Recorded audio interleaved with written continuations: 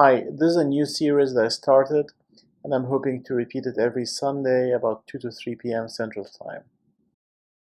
The name of the series is A Day in the OR with Me, where I go through cases that I operated on recently and discuss the nitty-gritty bits of the surgery and what to take from the surgery. Here are the 5 cases we discussed yesterday. Case 1. This is a patient who had diabetic vitreous hemorrhage as well as neovascular glaucoma. One thing to remember in diabetic vitreous hemorrhage that usually the hyaloid is adherent. So we're using a pick to separate the hyaloid and start the dissection. It's very important to note that there are strong attachment at the epicenters, so you want to be careful when you pull on the retina. The cutter is introduced, and it's a mix of pulling and cutting. You don't want to pull the hyaloid all the way from the retina, as you do, for example, in macular hole surgery. It can result in retinal tears at the epicenter's points. This case finished by endolaser, making sure to laser all the periphery up to the pars plana, and even lasering at the pars plana at the points of entry into the eye to decrease the risk of entry site neovascularization. And we placed Avastin in the eye, and the eye was left air-filled.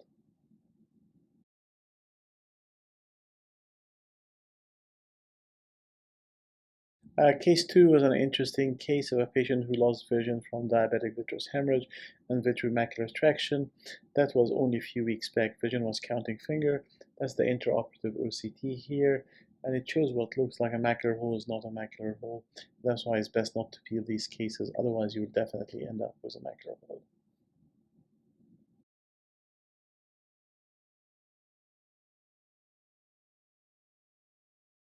Now coming up to case 3, this patient was an epiretinal membrane. As you would expect, this patient had a posterior hyaloid separation. That's opposite to macular holes, where usually do not have a posterior hyaloid separation. And what we do in these cases is just peel the epiretinal membrane. Here, staining was brilliant blue, and you can see the negative staining of the epiretinal membrane. And just be cautious not to hit the retina, especially at the points of peeling, and usually it will not peel the eyelid.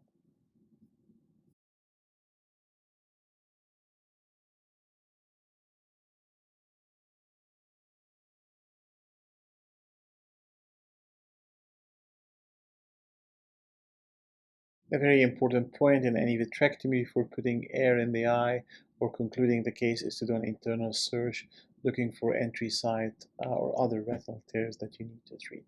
Make this a habit. Case 4 is a gentleman who had a failed buccal under knee. The reason of the buccal failure in this dialysis is because the retina was away from the choroid and the RPE. There was a slippage back of the retina, and in these cases a buccal may not work, so always remember that configuration. If it's superior, you could also help the buccal with gas, but I think in this case the retina was so far backward. So treating the failure here was vitrectomy, and you can see why vitrectomy in these cases are difficult. The hyaloid is attached and the retina is separated. As you can see, the retina is very bullous and is difficult for you to even get the PFCL to have a good bubble, so we ended up doing a drainage retinotomy as well to be able to flatten the retina, fill more with PFCL, and then continue the hyaloid separation. By hook or by crook, we managed to separate the hyaloid, but again, it's a good reminder why these cases are difficult to do vitrectomy on, and a good technique is using the perfluorocarbon liquid here to help the separation if needed. Things went fine, and we were able to remove the vitreous, laser around the break, and we used C3F8 gas, as you will see later. And the patient did well from an anatomical point of view, but vision did not improve, mainly due to the chronic retinal detachment.